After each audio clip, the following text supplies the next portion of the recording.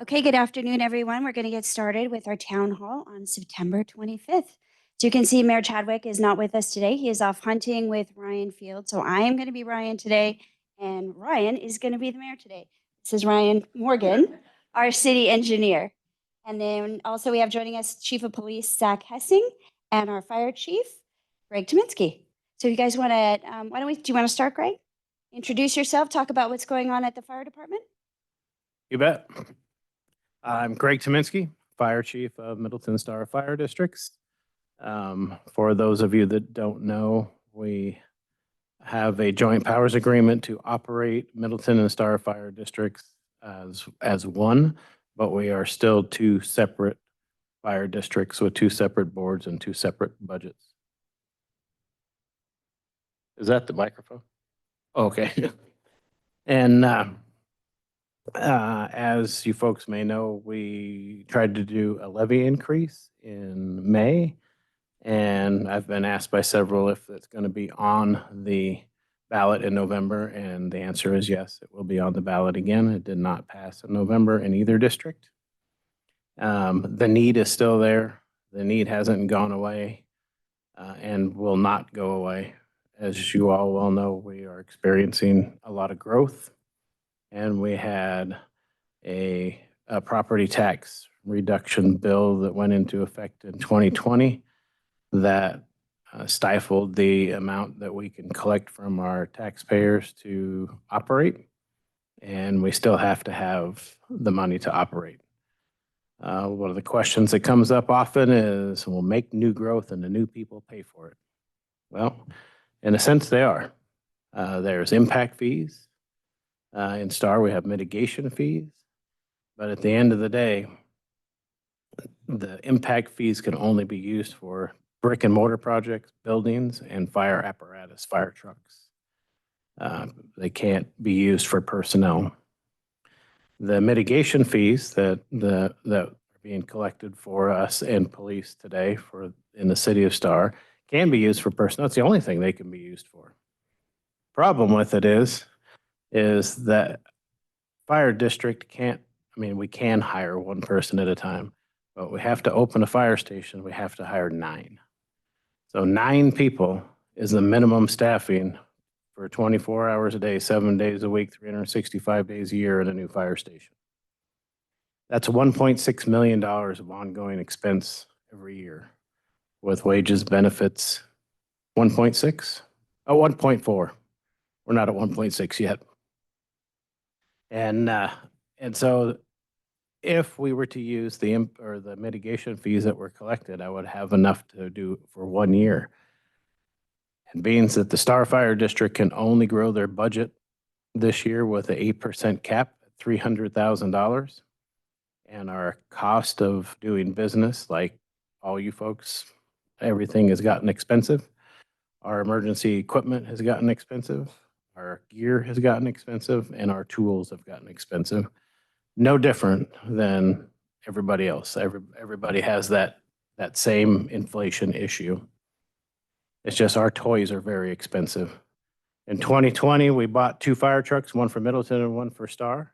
They were $600,000 each, $602 to be exact. If I ordered that engine today, they're $1.1 million. And it'll take me 36 months before I even be able to see it. So growing your budget at $300,000 a year when inflation is costing fire trucks and personnel and insurance and all the same things that you folks deal with, just bigger red trucks we have, it's very, very expensive and we can't keep up. This is the first year of the 2024 budget that we've actually had to take money out of savings to fulfill the M&O, maintenance and operations of the budget for this year. And it's not a lot, it's 3%. But we used to be able to put money away to build the budget authority to hire the people. When we open up a new fire station, the 9 people, we put that money into savings. And then when we get the $1.4 million, we're able to hire those people. We can use that money for one-time expenses, buying a fire truck, whatever it is that we need to do, and then we move forward.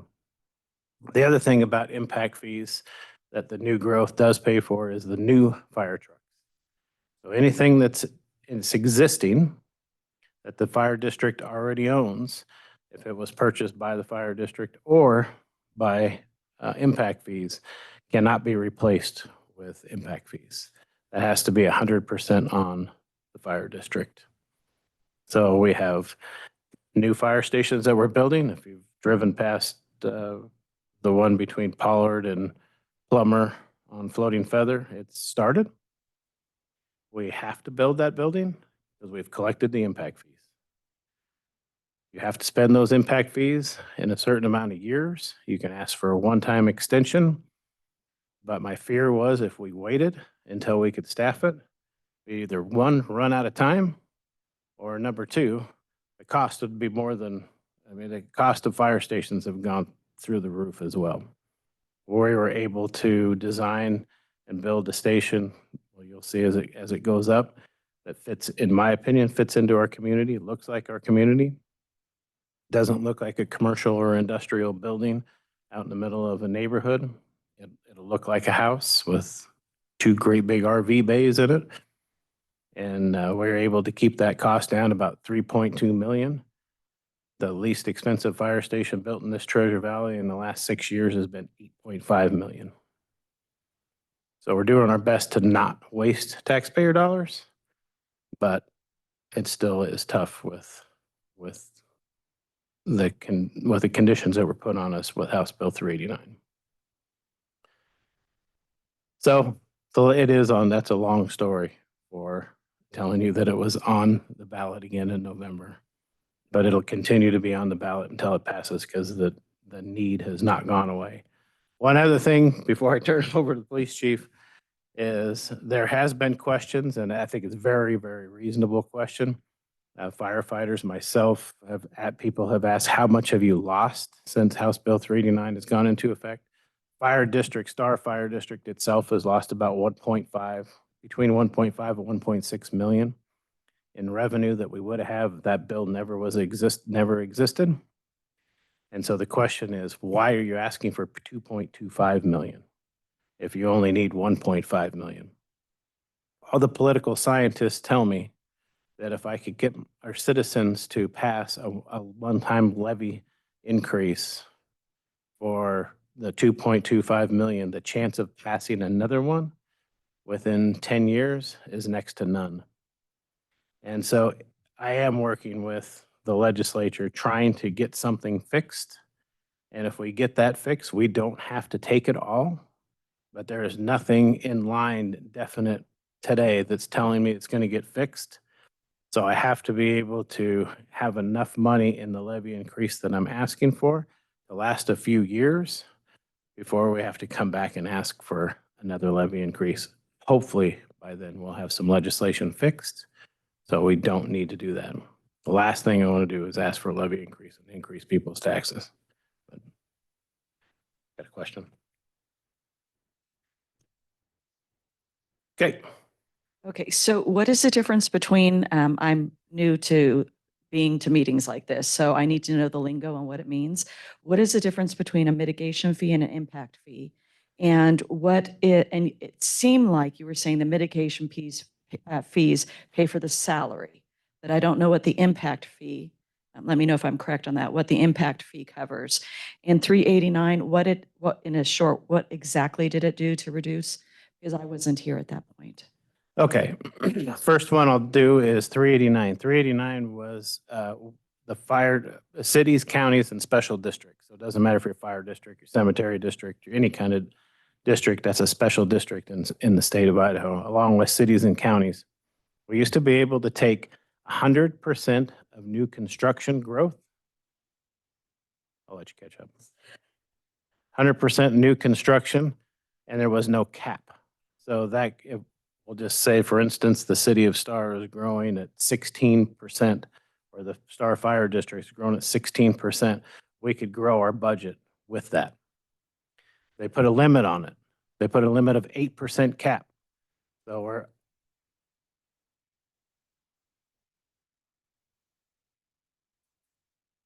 on how much we could increase our budget in a year. The question was, cap on what? The cap on how much we can collect raise our budget in a year. So no matter what, 3%, that is statute that we can raise our budget 3%. And then 5% is left for new growth. So I could have, previous life, not 2019, we'll say, I could have raised the budget 3% and then we had 16% worth of growth. That's 19%. So we would be getting 19% of new taxes. Now we're capped at 8%. We used to get 100% of new construction rolls. Now that's based off of 80% of new construction. So it's even gone down. So if for folks that have lived here probably a little bit longer than you have and saw that, you look at your property tax bill, get the last 6 years and look at it, and you'll see how much you've paid the fire district has been reduced. It goes down and down because one, values go up and the value of the entire district has gone up. So as it goes up, it drives the levy rate, which is the rate we times the value of the district by to get the amount that we can collect, has gone down and down and down and down and down. The legislature thought, in their opinion, that there was a shift as new houses, new buildings were built. There was a burden put on every existing residence that was just collecting and getting bigger and making our budgets bigger. We have ran that every which way that we can in specific houses throughout the Star Fire District. And we can't find where it would, but nobody can show me the math either. So I don't know if it was really happening. I just have to take their word for it. But they've stifled us. And their fire district only has property tax. The amount of revenue sharing, which is sales tax, that's divided out. The state of Idaho collects all the sales tax, and there's formulas to divide it out between cities, counties, and special districts. For instance, the city of Star gets between $1.5 to $2 million of sales tax. The Star Fire District gets about $150,000 a year. It's not even enough to staff. I mean, not one person. The other problem is it changes. Right now, we're in a good economy still. Some people will say. And so there's still a lot of things being purchased. So sales tax revenues are still up. But we go back to 2008 when sales tax revenue is down, and that's that $150,000 number. When I came here in 2013 was $20,000. So I can't really hire people on that. The only thing that I can hire people on is property tax. That's the guarantee. Besides that, the only other revenue that we get is if we apply for a grant and we're lucky enough to get one. And we have some fees that we charge for plan review and inspections, but you put all of those together for both districts, it doesn't even pay for the person that does the inspections. So it's not enough to really speak about. We will tell you that 97% of our budget comes from property tax. Where the city of Star, I think that the mayor said in our last meeting, it was like 20%, 15%, something like that comes from property tax, and the rest of it comes from fees that they're allowed to charge.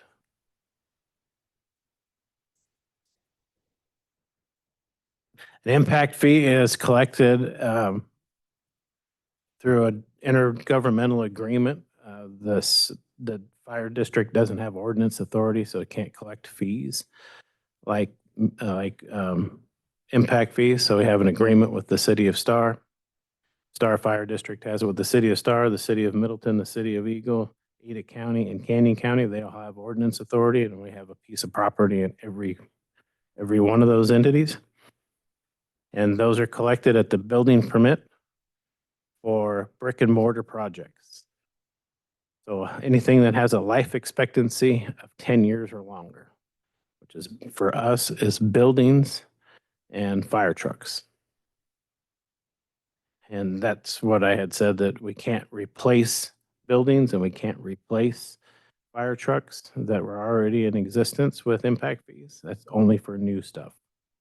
And then the mitigation fee is we have a very forward-thinking mayor, and he doesn't have the tool to limit building permits. The legislature doesn't give him tools to say that he's not going to let the city grow any more than an 8% cap would allow.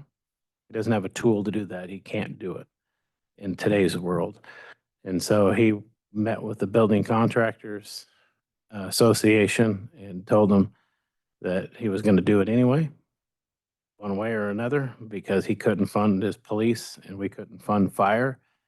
And so they started paying a fee for every, it's technically a donation for every residence that's built.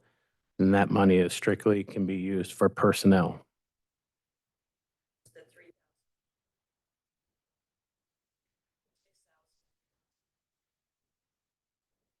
Correct. Correct. That went up in August, I believe. It was 1,300 and 1,000, I think. And then, yeah. And then I think I answered them all, is it?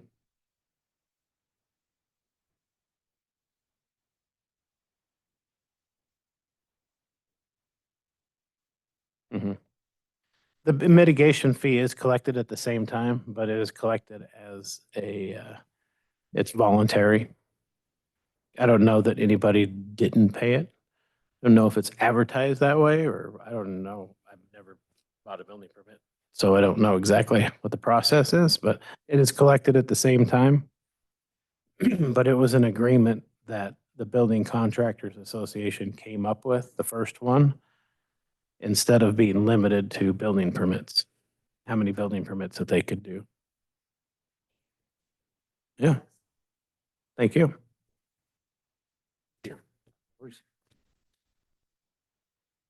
Good afternoon. I'm Zach Kessing, Chief of Police for Star Police Department. Just a real quick recap on Star Police Department, where we stand personnel-wise and how it works. So the City of Star contracts police services with Ada County Sheriff's Office. So I'm actually Lieutenant at the Ada County Sheriff's Office and assigned as the Chief of Police for Star Police Department.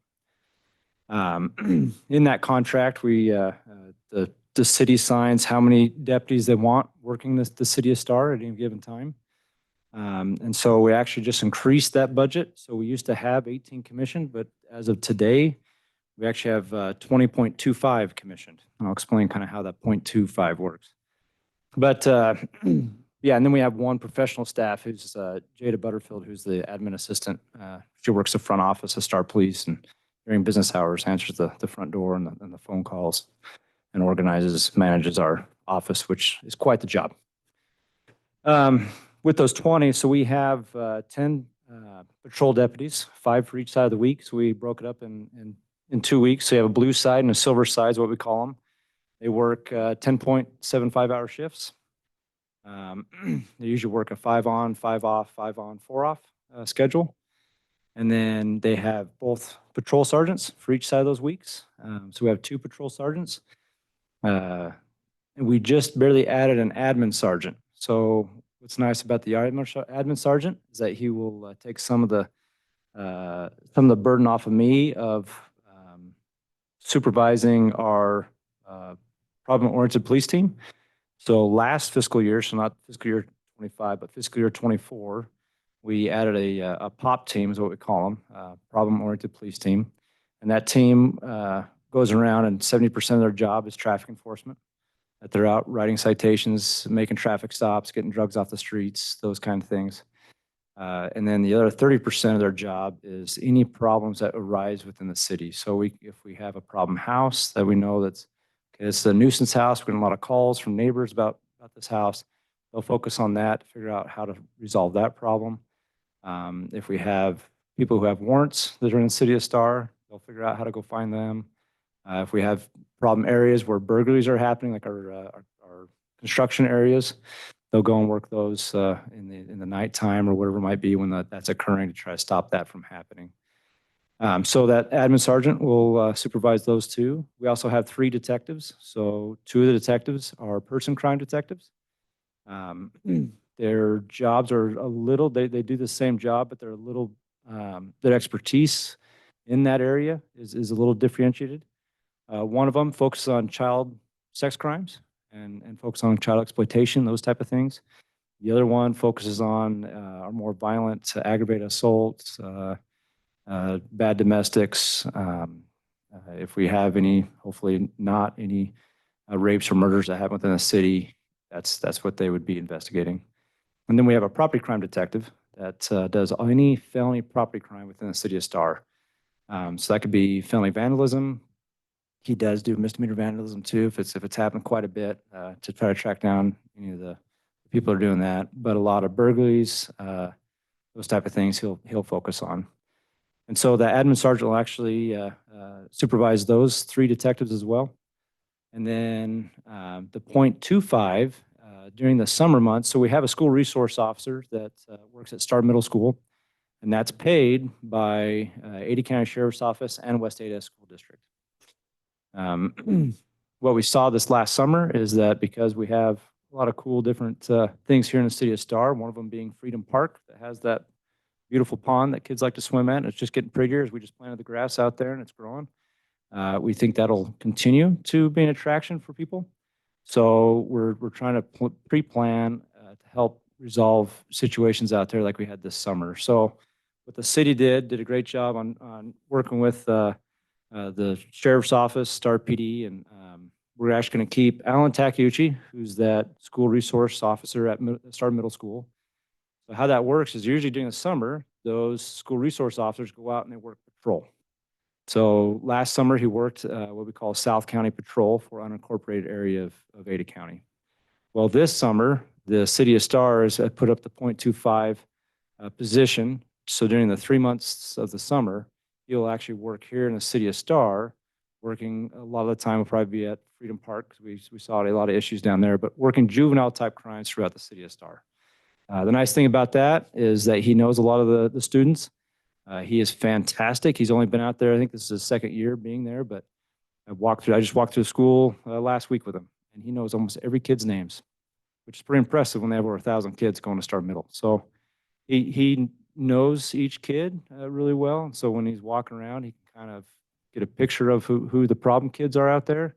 I mean, the issue we had this last summer with Freedom Park was we had a lot of people outside of Star coming. So a lot of Canyon County, we had Boise juveniles coming over. So won't always help, but it'll be nice to have him out there working that. And hopefully we can kind of put at least a presence out there to slow down the issues that we're seeing at Freedom Park.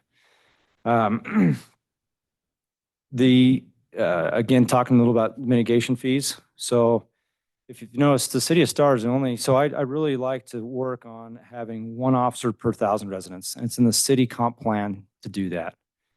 City of Star, out of the 3 contract cities within Ada County Sheriff's Office, so we have Star, Eagle, and Cuna that we contract police services to. City of Star is the only one that's actually achieved that goal, that 1 officer per 1,000. If you look at our population right now, we're at 20,300 people in the city of Star. That was less as of last April. And it's not slowing down. We still have quite a few building permits coming through. So it's still going up. But at 20.25, we're darn close to that 1 to 1,000. And the only way we were able to achieve that because the 8% cap, and it didn't just to kind of go more with you, Lori, it didn't hurt all cities. Some cities didn't see a real change. It hurts the cities that are in that huge growth spurt because they're smaller and they're growing faster. Because if you can imagine, if you're running a company and you're growing at 16%, you can only raise your budget by 8%. Well, you're growing twice as fast as your money is allowing you to do so. So what was nice about the mayor and city councils, they came together to figure out these mitigation fees to help pay for that. So just to give you an idea, back in 2021, I think our police budget was 1.9 million. 8% was about 140,000. Well, that pays for maybe 1 deputy, but we grew by about 2,200 people. And so if it continued doing that, we would be way less on police services because we couldn't hire those personnel. So luckily, we're, again, having a mayor and a city council that's forward thinking. They found out, hey, we need to figure out this problem because legislation's not helping us figure out the problem because of this House Bill 389. And now it's a state statute. And I got to figure out what the state statute is because we keep referring to House Bill 389. But because of the issue there, and then they're starting, I think, to listen and figure out, okay, what can we do for this? Because they see that our first responders are suffering in these cities, and it's going to happen in Emmett. It's going to happen, over in Fruitland, all those smaller towns that are seeing a lot of growth. It's going to start happening pretty bad here. But Star has suffered because of that. So they're able to figure out a way to continue growing to make sure we stay up with our police services. Because what happens if we can't hire people, then we stop going to some of the other calls. Well, I've worked in a city, not here in Idaho, but I've worked in a city where that happened. And when you go call to call to call and don't have the opportunity to build relationships with the community and to put thorough detail in your investigations, those type of things, well, you start to lose that footing in crime that you don't want to ever lose. So again, I really appreciate the mayor looking at that and helping us out with figuring out how we can stay up with that 1 to 1,000. Because I think when you look at nationwide, the average is 2.7 thousand. Northwest of the United States, so our Northwest region is 1.9 to 1,000. We're asking 1 to 1,000. I believe the Boise City, actually their comp plan, and again, I might be wrong, but it's like 1.6, I think is what they're asking for. So we're quite a bit below the rest of them, but I feel very comfortable in where we're at because one, City of Star is a fantastic place to live. We have great community members. I mean, my first traffic stop here in City of Star, I had 5 individuals lining up over kind of on the other side of Maverick there. And after I got done with my traffic stop, they're all retired law enforcement that were ready to help me out if the car I pulled over was a problem. So we have wonderful people that work here or that live here, but we also have the whole resource of the Ada County Sheriff's Office if something big goes bad. So what I mean by that, when we have something like when we found that, a couple of years ago when we found that body at Hunters Creek Park, we had 16 detectives in a matter of 2 hours working that case, and we had who the person was involved in that. We knew exactly who was and had him in custody within about 16 hours of it. And if I was just a Star Police Department with 3 detectives, that wouldn't have happened. So that's what's nice about the contract services of the Sheriff's Office is we can really pull that in, and we can ask for their help, and we have good communication with them. So again, that 1 to 1,000 is huge. I hope we continue staying with that. And I appreciate the city looking at it and figuring out ways that we can stay there. So I think that's about it, unless anybody has Any questions. questions for Chief Hessing? No?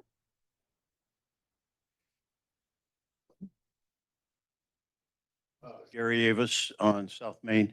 I asked in a previous town hall about adding to your report to the mayor and council number of citations issued, not just the number of traffic stops. And I think as I saw the last meeting, you had that included.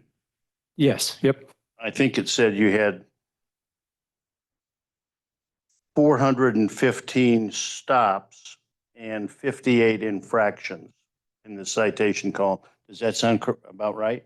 Yes. That's for August. That was for August. Okay. That sounds about right. They have misdemeanors on there too, 'cause sometimes. Sorry, I'm sorry. That was for May, Chief Hessing. Oh, okay. 46 was the number for August. Oh, okay. I was looking on the left-hand side. That's right. Yep. So I think that's helpful because it just shows, the relationship between the citations and the actual traffic stops sort of thing. Okay. That was my only question. Okay. And another question is you talked about getting the additional resources, for example, the 16 detectives on that murder a couple of years ago. Would you lose that ability if Star ever considered privatizing their police department and not being connected with Ada County in terms of farming it out? I don't think they would send quite the resource. I mean, the Ada County Sheriff's Office, and we're helping Meridian, we help Boise. Whenever somebody is in a need, we'll definitely help out.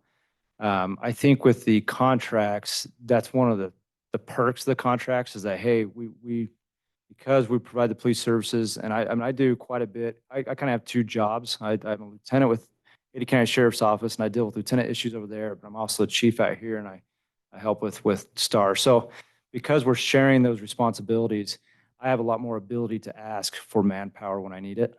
And so I don't want to say we would lose it, but it would be, I don't think we'd have the 16 detectives coming out to help right away. And that working relationship, because we have trainings together. So 3 detectives here, when there's training, they're going and training with all the detectives of the sheriff's office, and it builds that relationship.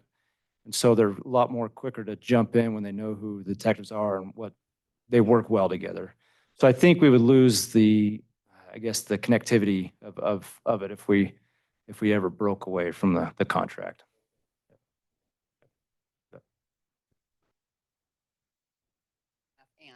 And regarding the Star Pond and Freedom Park, is there any more, are you going to add any more efforts in regards to having law enforcement down there? Because as we grow and get bigger and other cities are coming in, I didn't know we were sitting on such a hot spot. I went there, I don't know, we were volunteering one day and I was like, what is happening?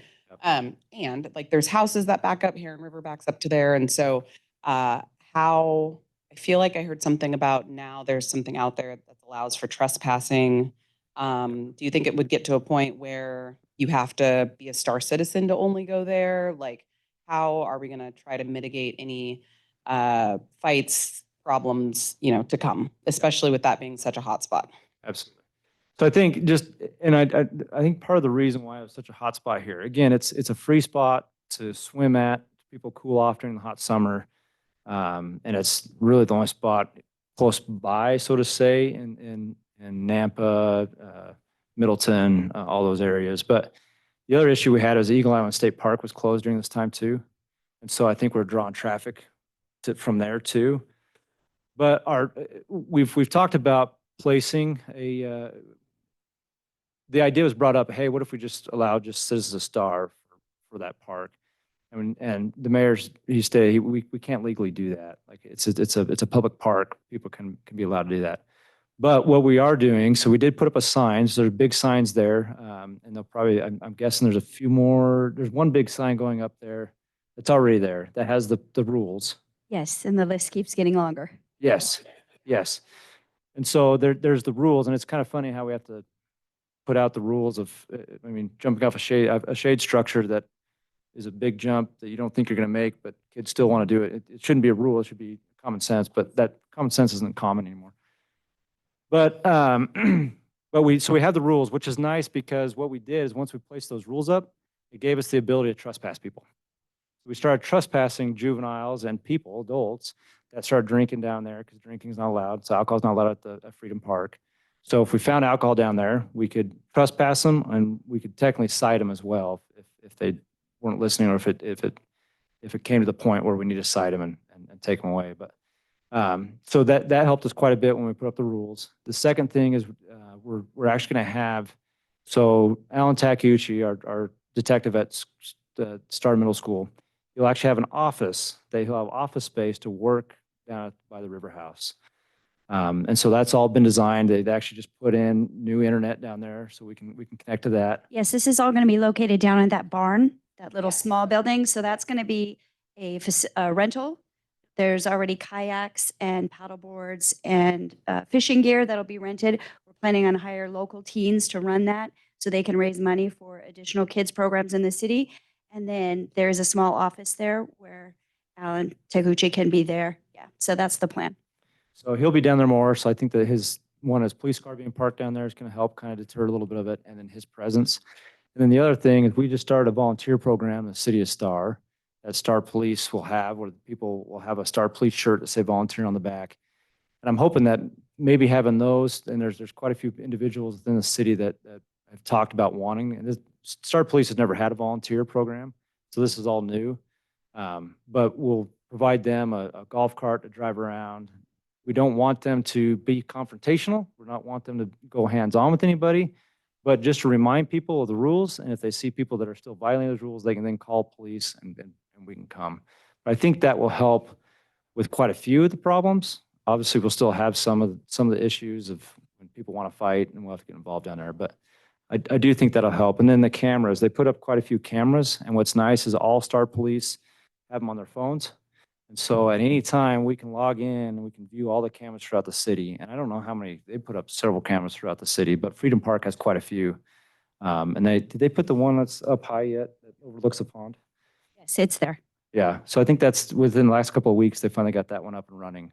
And so they actually have one that we can, if somebody calls in or if we're at somewhere else, we can actually, oh, wait, there's a problem, we'll go down there and deal with that. So I do think there's some good tools being provided to us to hopefully resolve some of those problems. So, yep.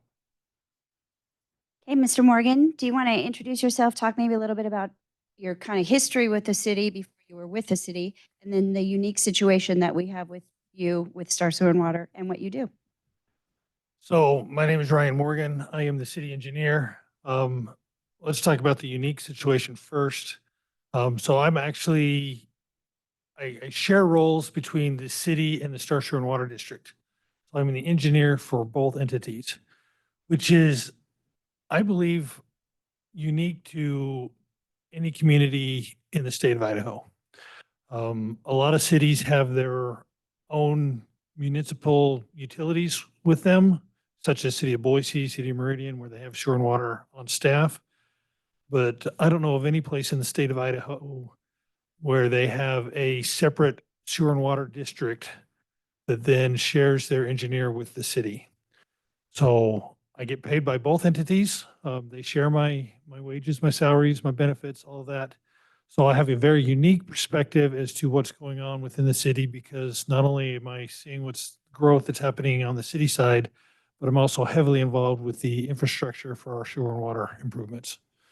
So I've been with the city for 2.5 years now, full time. Prior to that, I worked for a private engineering firm where I was actually the contract engineer, where the city didn't feel that they were large enough to have a full-time engineer on staff.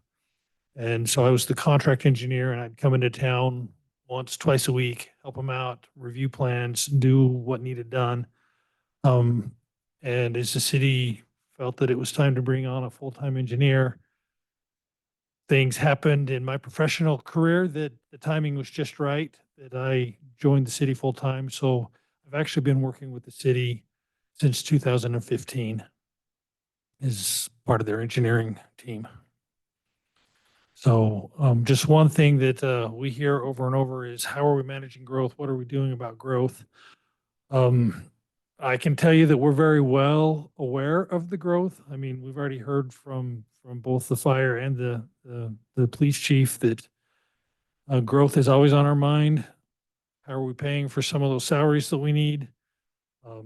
But from the engineering side, especially the sewer and water district side, and I'll talk specifically about some of that, growth is paying for growth.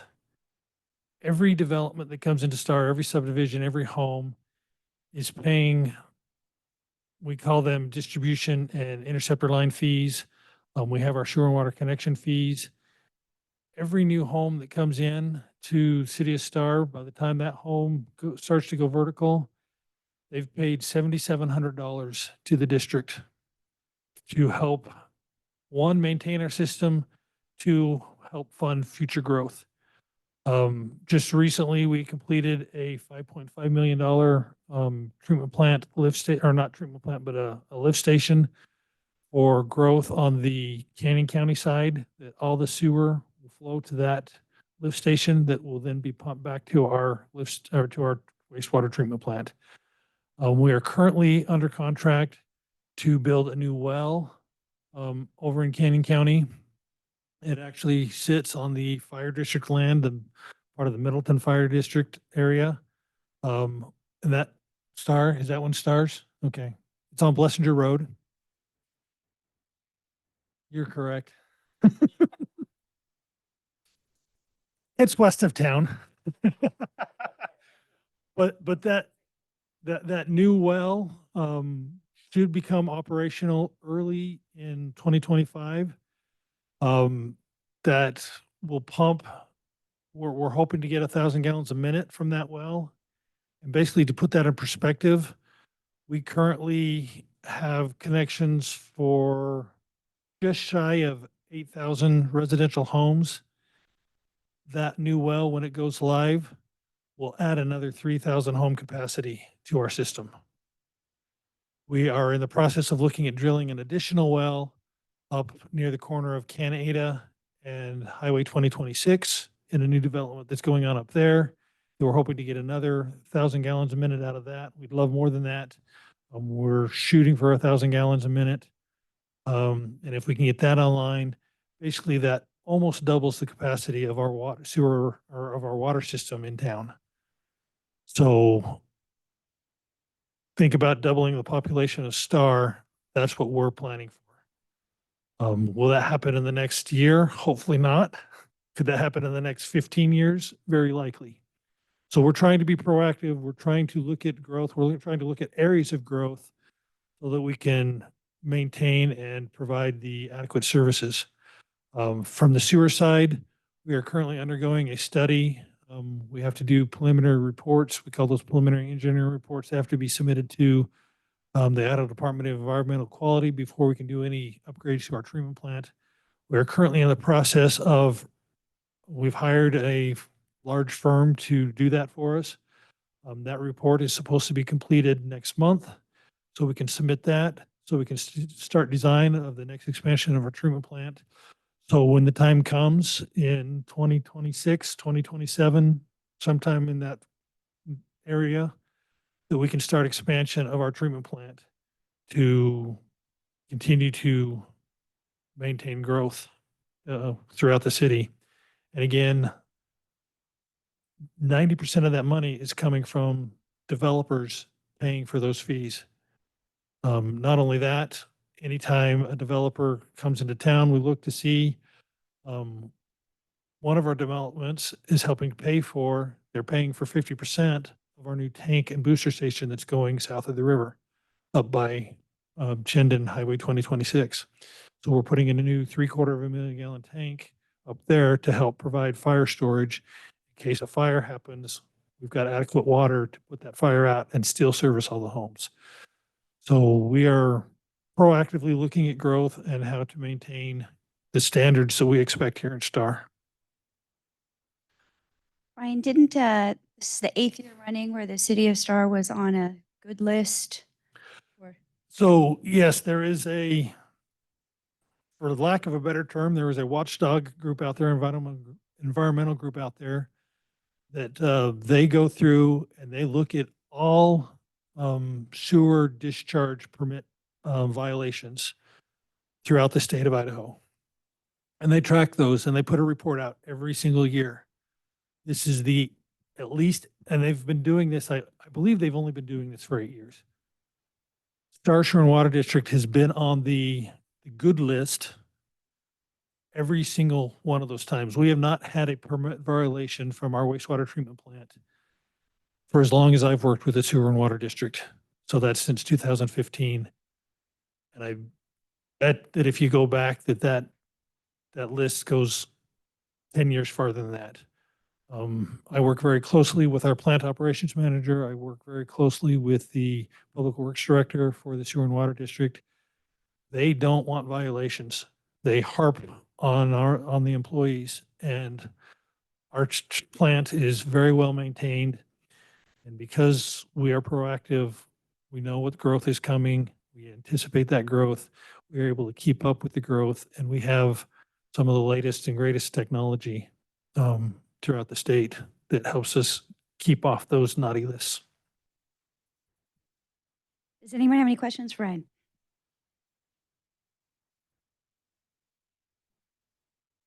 Hi, Lori Balad. Actually, right now, 192, I didn't say it earlier, 192 West Lockhart Lane. Are we, as a city, doing anything to collect the rainwater or any type of other drainage systems, you know, thinking in the future? Because I know in California, you know, that water just comes in and then goes out. So probably 90% of our stormwater is put into below grade, we call them seepage beds, that then infiltrate back into the groundwater, which in a sense, we are then collecting that water because all of our water system in the city of Star is provided by groundwater wells. We don't use any surface water. So And it's sufficient enough as it's getting warmer outside to, uh, to get back full again. Sorry for the lack of words. So we have enough water rights and enough capacity. Right now, we are using, to throw another engineering term out there, we're using 5 cubic feet a second of water, which equates to about 1.2 million gallons of water a day, is what the city of Star is using strictly for drinking water. We do not allow irrigation water, except for in rare circumstances, from our drinking water system. We have enough water rights to go up to, as it stands now, 14 CFS, and we're using less than 5 right now. So we've got the water rights to grow. We have not seen any problems with our municipal wells drying up. Our wells are typically drilled between 500 to 700 feet in depth, whereas most residential wells are 100 to 200 feet.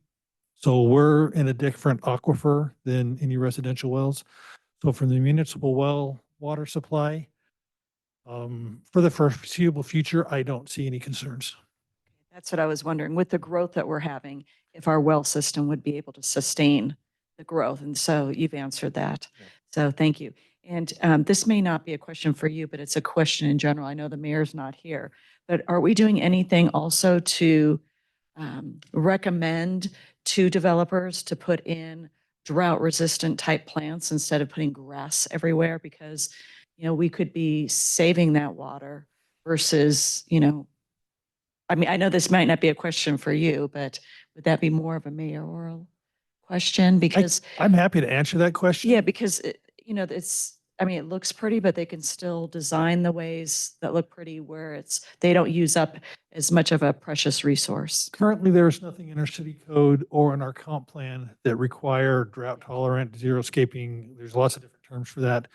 So, I mean, it's kind of up to our current code requires X amount of trees, 1 tree per 35 lineal feet of street frontage. That's good. So many trees per common area. But as far as drought tolerant plants, there's nothing in our code that currently requires that. Just something we might want to think about just to plan for the future. Yeah. Thank you. And freeze. Isn't there, we have a tree list, a recommended tree list that focuses on trees that do well in this area? The city of Boise has what they call acceptable trees or their tree planting guide. We have adopted that. It's actually, I believe there's a link on our website. There is. There is. So yes, there's definitely recommendations as to certain trees that are allowed, certain trees that aren't allowed. The highway district has lists of trees that cannot be planted inside their right of way. We tend to use those same trees for most of our parks. So absolutely, we look at what trees are going to be most likely to survive in our climate. Yep. Ryan, again, Gary Avis on South Main. You just mentioned potable water consumption of about 1.2 million gallons per day, if I heard you say that. That's correct. And I think you said that 90% of it was for interior household use.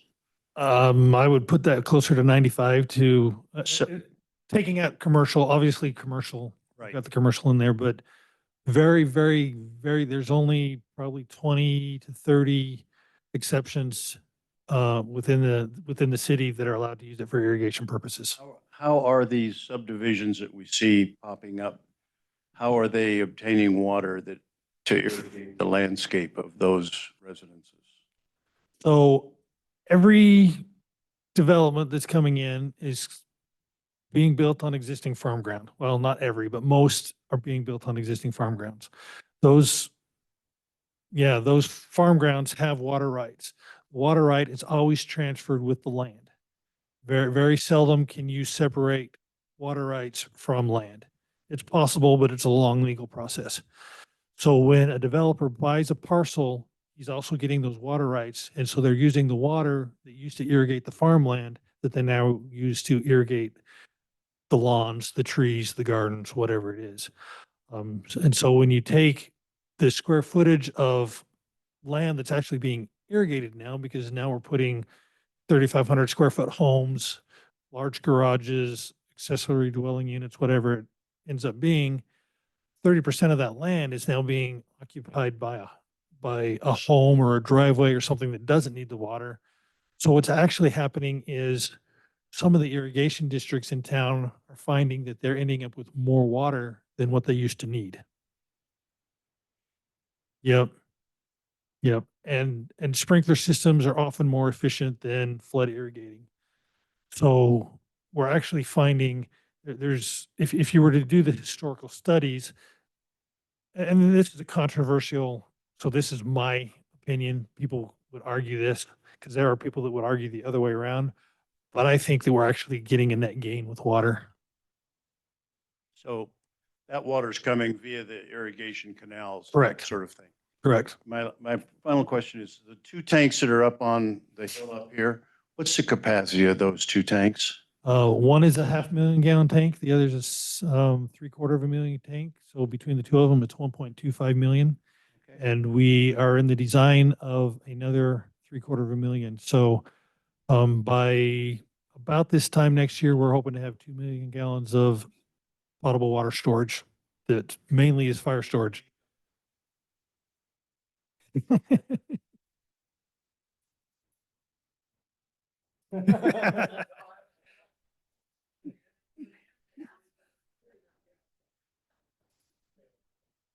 Yeah. Brian, can you talk a little bit about some projects that you and Tim, our assistant city engineer, have just finished and ones that you're working on now? We have a lot of exciting projects that There's, mayor is proactive with parks. We've got, if you've been out by the River House, you've noticed that we just added, we more than doubled the parking capacity out there. We're hoping that that helps. With this, obviously it's going to bring more people, but, but, now we're no longer parking on the grass and the field that's out there. So we've got that, the whole park that's going on out there. There's lots of things happening out there. I don't know if you've been out there recently, but it's no longer brown dirt, it's green grass. It won't be long before the signs are going to be removed to stay off the grass. Probably Halloweenish time, I would guess, that grass will be durable enough that people can walk across it. We've got where the Star Cemetery is. We've been working with them. They have told us that it's probably 20 to 30 years before they need the west half of the cemetery property. So we are going to put some soccer fields out there in order to expand our youth soccer field or our youth field programs. how many acres is that? Sorry. I'm not sure, but it's enough to put 10 fields out there. Yes. Okay. Yes. So it's between the church and the walking path. Yes. We are designing it in such a way that we're putting the sprinkler system in, that we are looking at how they want to put their burial plots, that sprinkler system will be adequate and will serve their needs in the future for their burial plots. So absolutely, it's a win-win. It's an opportunity for us to add some more fields out there and until we find a permanent home. So, and it's an opportunity for them to get some improvements that as a cemetery district, there's only so much money that they can have coming in. So, the other thing that we're doing is we're going to put in a temporary parking lot out there. So when we did the Highway 44 project and widened that, we milled, which basically means we took the top inch and a half of asphalt off, ground that up. We're going to use some of that material to put some parking out there, which will serve parking for the soccer fields that are going up there. It also will provide parents that want to go pick up their students a great place to pick up their students that are now coming down that pathway that we've just constructed. There's work right now for the school district. owns the little plot of land. I believe it's about 10 acres in front of Roselands on Floating Feather, New Hope. That they feel that it's not the right shape for a new elementary school. So they have leased that to the city. What is it, $1 a year, or $1 for 10 years? It's a 50-year lease. Yeah, it's a 50-year lease for pennies on the dollars, that we're going to turn that into a park. We're working with people from the community there as to what that all involves. We'll probably see that get leveled a little bit and turned into green grass until we determine what the full future of that park is going to look like. We've got other developments in town that are coming in. We've got one up at Canada on the south of the river that's building another 5-acre park that will likely get developed or dedicated to the city. We've got a large development that's going to be coming before city council within the next couple of months that's going to donate 10 acres to the city. We've got the north end of Wing Road, that is Trident Ridge, is finalizing their development. They are dedicating 50 acres to the city, and that's going to become an equestrian type facility up there.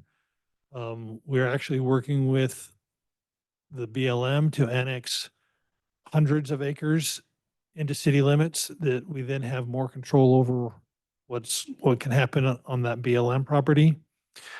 As well as we are, and this is a new feature, and it's an exciting feature because of my work in the private sector for so long before coming to be city engineer. I've got many, many connections. I happen to used to work with a gal that now works for the local highway transportation committee. We call them LTAC for short. They have what they're calling their old retired bridge program. And they've got, what is it, 60, 70 bridges throughout the state of Idaho that they feel are no longer adequate, and they're looking to replace them. They sent out a list to people and said, who wants some of these bridges? Well, City of Star will put on that we were interested in a bridge up to 250 feet in length. Well, my friend that works for LTAC called and said, you're the only city that wanted one this big. We've got 3 of them.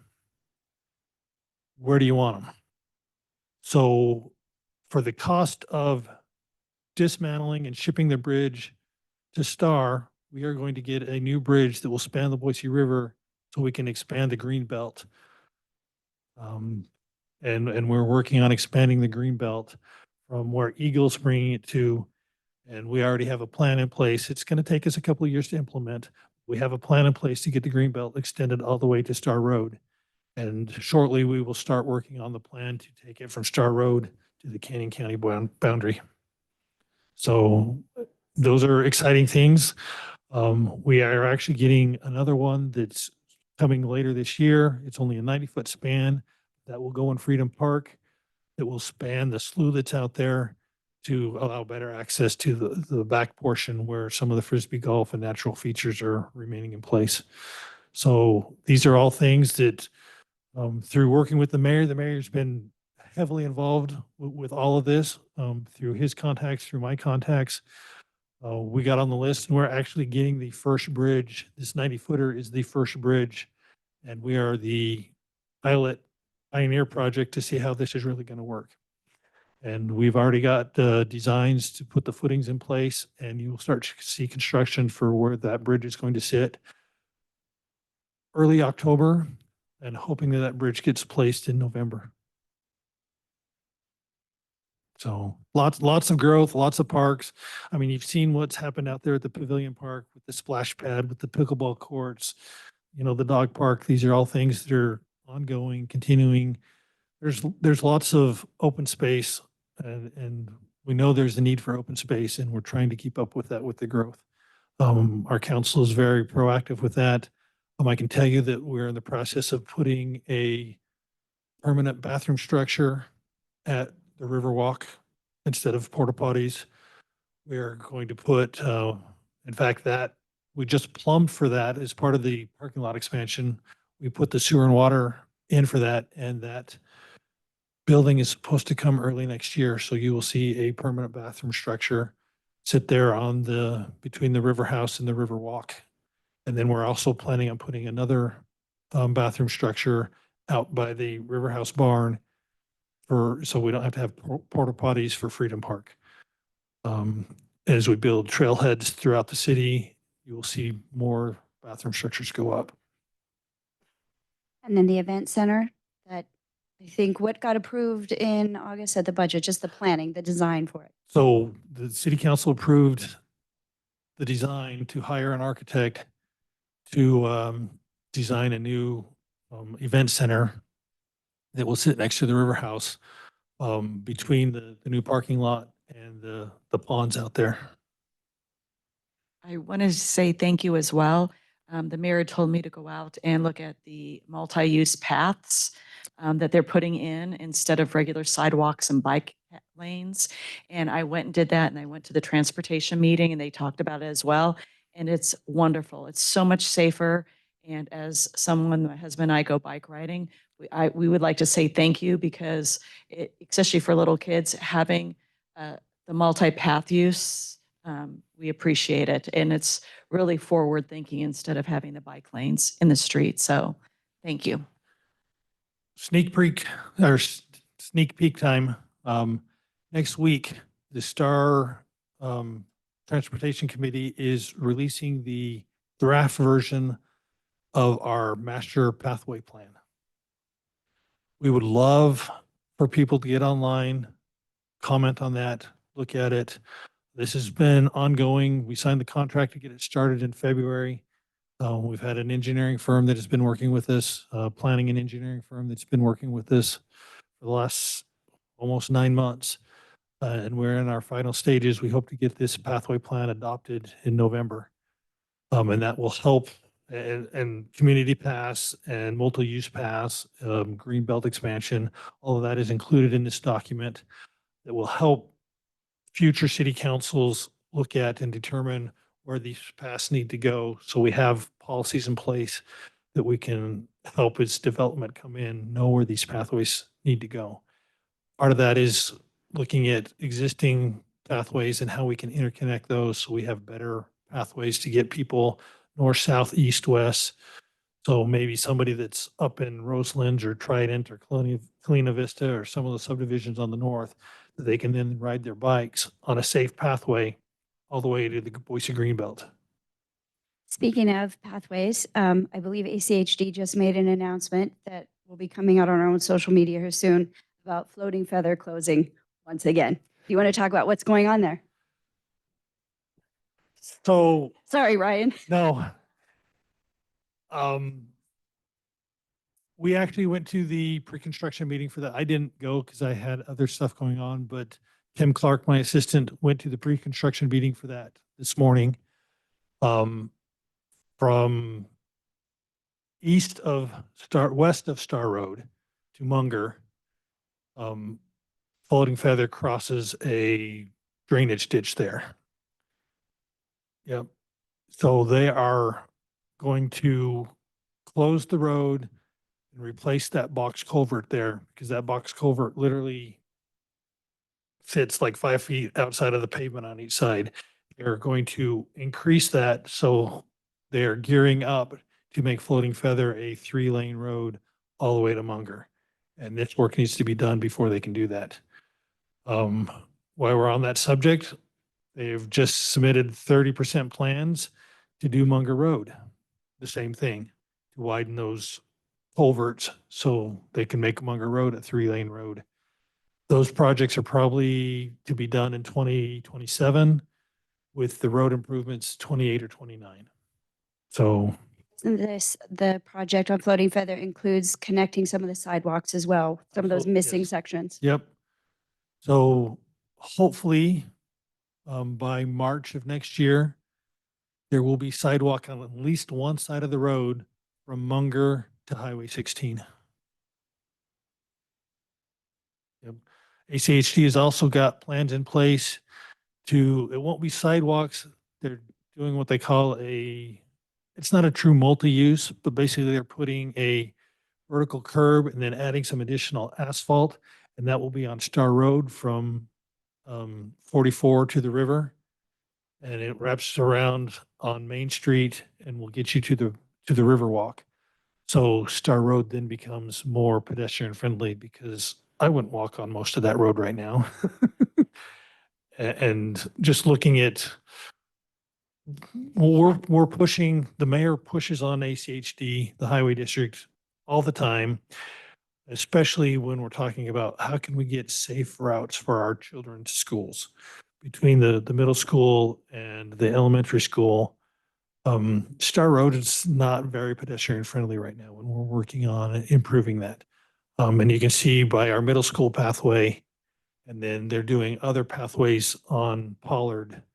In the next, probably you'll see that work in about 18 months, where there will be additional pathways on Pollard and in front of the cemetery.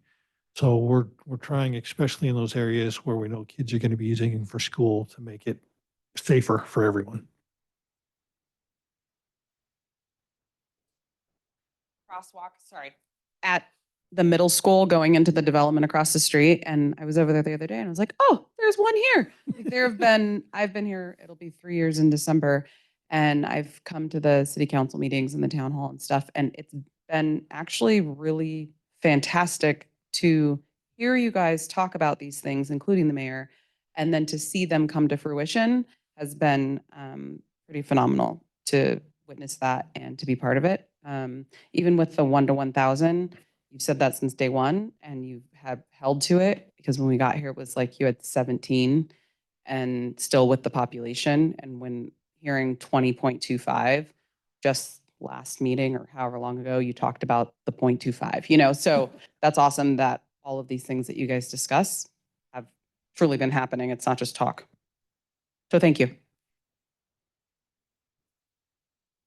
The installation of the speed cushions on South Main, I talked to Chief Hessing multiple times about speed on that street, which was frequently excessive. So they do a traffic study, and sure enough, it was. And then we needed to go around and get 80% of the property owners, not renters, but the owners, to agree for traffic calming measures, and they did. And then they did a cut-through study, which tried to figure out how many people were avoiding, how many non-residents were utilizing the street. And we did not pass the cut-through study. We failed pretty miserably, actually. But the commissioners, the ACHD commissioners, voted to go ahead in spite of that, based upon the commitment that had been made. So if there are speed problems on streets that make it unsafe for children, it certainly has curtailed the speeding on South Main. I mean, they have them about every 400 feet. And you can drive over them at 20 or 25 miles an hour, but not at 45. So, and John Weston with ACHD was wonderful to work with in that regard. So. Well, and I can say that where the city doesn't necessarily get most of the credit for that, because that was an ACHD decision, I can tell you that 5 years ago, those decisions would not have been made as quickly or as efficiently out here in Star, because of the relationships did not exist. And there's our mayor, Trevor, he has done a lot to build those relationships, to bring ACHD out here and show them, hey, we are not the small little town that we were 10 years ago. We need more traffic solutions out here. And they listen to him, and we get to meet with them. And they actually come out. We have our Transportation and Pathway Committee that meets the first Wednesday of every month. And we have a representative from ACHD that is now coming to those on a regular basis. And that's in large part because of some of those relationships that our mayor has worked to build. And so we have a very That's way to supportive. say he's very persistent.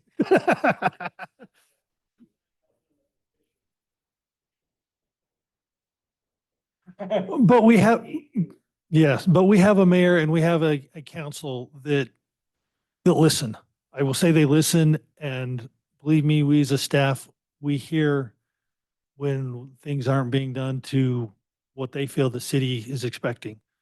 So much of this growth, much of all of this is because we have a council that listens not only to the community, but listens to the staff. When we say we need some stuff, they're willing to listen and they're willing to push for us. Chief Tomisky, are there any opportunities for the public to come and meet and hear about the levy? Get more information from you and your team? Yes, we are doing informational meetings. We're going to be doing it. I brought these flyers. I'll hand them out before you all leave. It's 46th annual Pheasant Hunters Breakfast. And we do not serve pheasant. Was a huge question last year.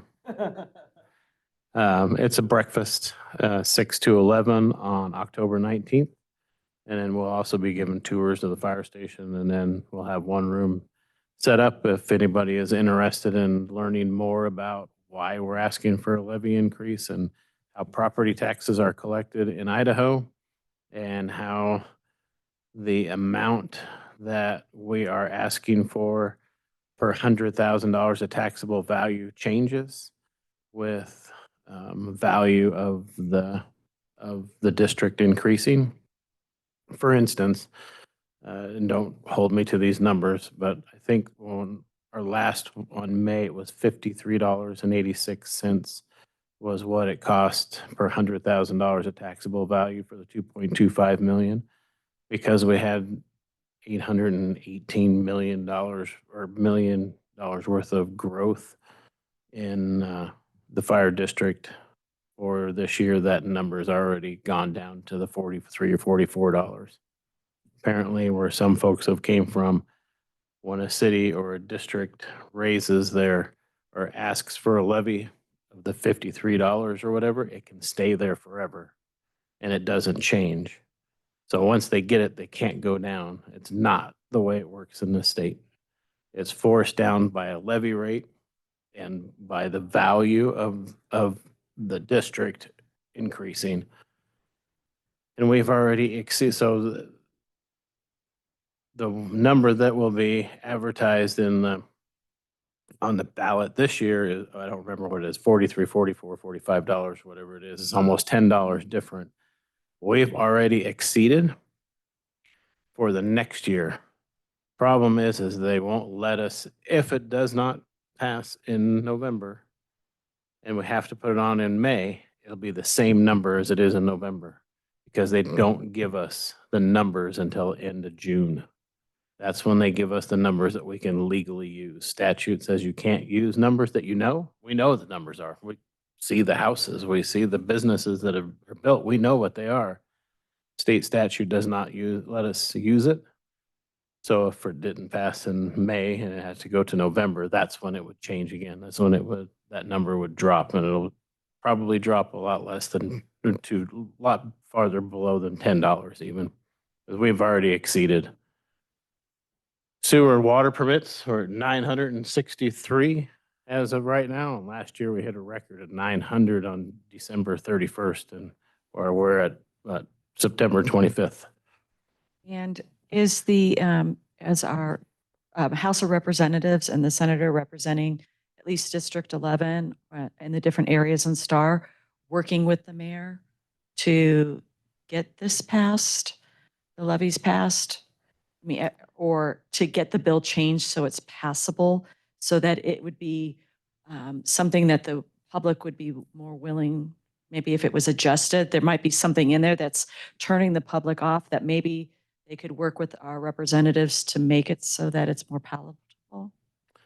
We are working with the representatives, and we have some ideas, but they have no desire whatsoever to touch House Bill 389. They want us to find alternative funding, because any part of that bill, and it's 26 pages, so if you really were bored and you want to read it, that 26 pages touched a lot of things. Any one piece of that will increase property taxes if you moved it. So if you move the growth over 8%, and it's going to raise people's property tax. If you change the preliminary levy rate that they use, how that is calculated, it'll raise people's property tax. And according to our representatives, they get hammered about how expensive our property taxes are. And we are the third cheapest property taxes in the nation. So I don't get it. I have never, so I've been the fire chief in Star for 11 years. And not one time has anybody showed up to a budget hearing to complain about our budget. And we invite people. I mean, this year, we were here doing this forum that we've been doing for over a year now. And I told them, please come to our budget hearing. Nobody showed up. So I don't see the correlation between people screaming at our representatives and our senators about our taxes being too dang high, and then having those people show up to a city council meeting and complain about the budget, or showing up to the fire district and complaining about the budget. Nobody does it. So I always tell Speaker Moyle to send those people to my phone because I want to talk to them. Does the mayor have some type of pamphlet or rank card or palm card that could be used for canvassing? Because if this is something that's really needed, it may be something that needs to be led door to door, where people can discuss it and say, hey, this is where it is, just like at a regular campaign. But maybe if people aren't knowledgeable, it's something that we need to do as a city to be able to get the grassroots out and knock on doors and let people know, and have some type of literature or QR code or something that they can go to find out what's really at stake. We have, during the May election, they did go to door. They did give information out. So the city and the fire district are separate. We work as a partnership. I mean, I'll give Mayor kudos because he's not here to get embarrassed. I mean, I think that he could teach a lot of cities across the country what we have done collectively as special districts in the city. The city doesn't have a lot of like in other towns, they have a sewer and they have a water and they have a streets and they have parks and a building and so on and so forth, whatever else cities have. The city of Star doesn't have a lot. It has a lot of district partnerships. And a lot of cities, even in Idaho, they do not work together. You wouldn't see Ryan Morgan working for sewer and water district in a city in another city. I mean, he said it. He's the only one in Idaho that thinks does it. But we have the relationship. Fire district purchased with the help of our citizens with a bond, that building that some crazy guy was using for a vitamin factory. And when we purchased that building, the gentleman moved into the other side of it. He ended up selling his business or whatever, and it became empty. We moved police into it. That's a partnership that we have. The police department is in the same building that the fire district owns. There's no rent. I mean, why would we be charging the city for something that same taxpayers are going to be paying for? So kudos to the mayor and to all the districts that he works with to have this partnership, because it's unheard of.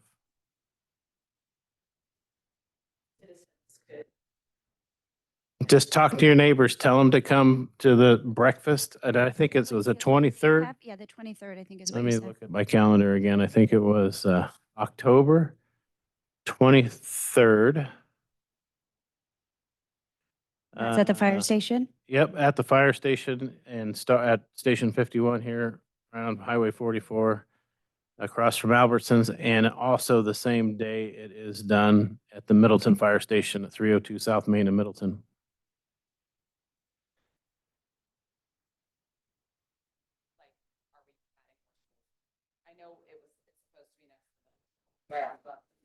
No, it's fine. You can ask it. It's just, it's not something that is really within our control yet. It's something that the mayor constantly fights for. They know that we need it.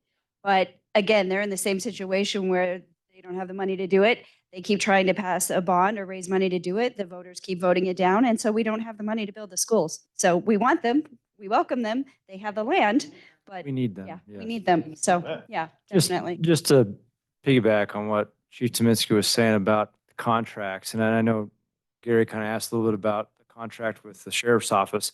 Just give you an idea of taxpayers saving money. If you look, and I use cities close by as perspective. So Garden City Police Department, they service almost 13,000 people in Garden City. Their budget in Garden City this year, I think, is at 6.2 million. We service 20,300, so we have about 7,000 more people in City of Star. Our new budget for this new fiscal year is 3.4 million. So we're about 3 million less than what Garden City is for police services. And so it kind of gives you an idea. We're almost half of what they are, but we have almost coming up on almost double what the population of Garden City is. So again, those contracts are huge, and a lot of it has to do with, I don't need HR personnel for Star Police Department, because it's all Ada County Sheriff's Office. When I select deputies for the City of Star, I don't have to worry about going through the backgrounds, the oral boards, that's all been done. And what's great is when I select those deputies, I already know who they are. They've already shown that they can do the job, and usually they're 3 or 4 years on, and I can say, you know what, I really like that guy. Let's see if I can take him for Star. So there's a lot of bonuses, but that's part of that contract too. That is huge. It does save taxpayers money quite a bit when it comes to that. So As we wrap up here, speaking of new deputies, I do believe in the past budget that was approved, in addition to an admin sergeant, we added another potential deputy, maybe with 4 legs. yes, good.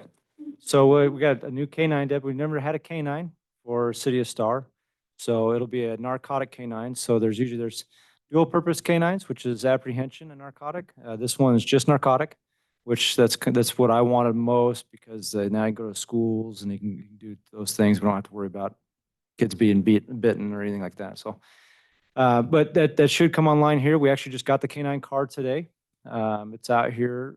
It's a spare car from Ada County Sheriff's Office. So we still need to restripe it for Star PD, but it is out here. We don't have the K-9 yet. It's still up in the air if we'll get a current K-9 that Ada County already has, or that we'll get a brand new K-9 and have to go through the certification process. But Deputy Goldstein, who is a current deputy for Star, has been selected for that K-9 position. He will have to go through all the training and the certification to be certified to do the drug sniffs and those type of things. So we're hoping fully on board, certified by February, March. And because it does take about 3 months to get that certification. So we're on track, and we're excited to have him out here. And he'll actually be on that problem-oriented police team with the other 2 deputies. So Awesome. Okay, I think we're ready to wrap up here. Does anybody have any? Yes, young man here. Jack, right? Jack Chavez, Smiley Creek Court. This is actually a question for Mr. Morgan. So just a couple years ago, I recall exactly when in the Rockbridge neighborhood especially, there was quite a bit of issues with flooding of the streets. At a certain point, has there been anything, or are there any plans to try and prevent things like that from happening in the future? So I'm assuming you're talking about the, believe it was May of 2022. Yes.